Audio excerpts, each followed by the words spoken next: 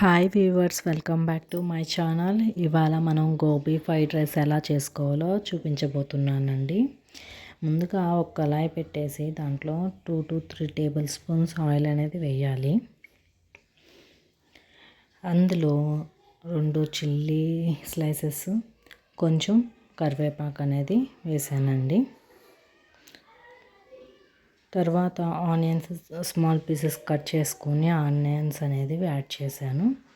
Cabbage, beans, carrot and capsicum అనేవి వేసానండి, స్మాల్గా cut చేసుకున్న పీసెస్.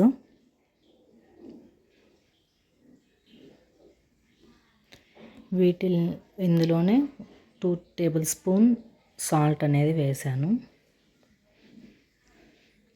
దీన్ని మొత్తం మిక్స్ అయ్యేటట్టు మిక్స్ చేసుకోవాలండి.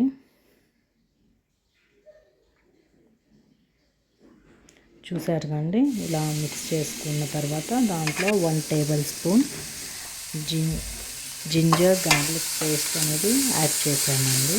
ఇందులో అది పచ్చి వాసన పోయేంత వరకు వేపుకోవాలండి.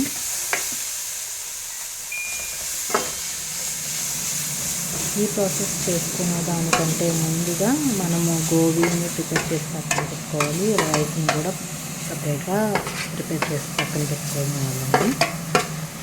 ఆ తర్వాత ఈ ప్రాసెస్ అనేది స్టార్ట్ చేయాలి. నేను ఆల్రెడీ ప్రిపేర్ చేసుకున్నాను కాబట్టి నేను ఈ ప్రాసెస్ చూపిస్తున్నాను మీకు. నెక్స్ట్ అందులోనే గరం మసాలా పౌడరును, కారము 2 కలిపేసి యాడ్ చేస్తున్నానండి. దీంట్లో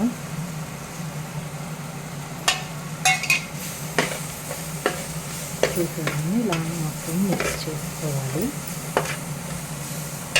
ఇందులో మనం ముందుగా ఫ్రై చేసి పెట్టుకున్న గోబీ అనేది యాడ్ చేస్తున్నాను.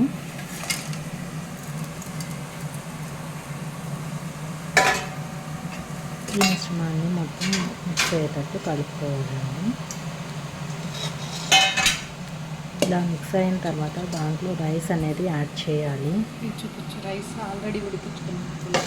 ఈ రైస్ మొత్తం ఆ కళాయిలో ట్రాన్స్ఫర్ చేస్తున్నాను.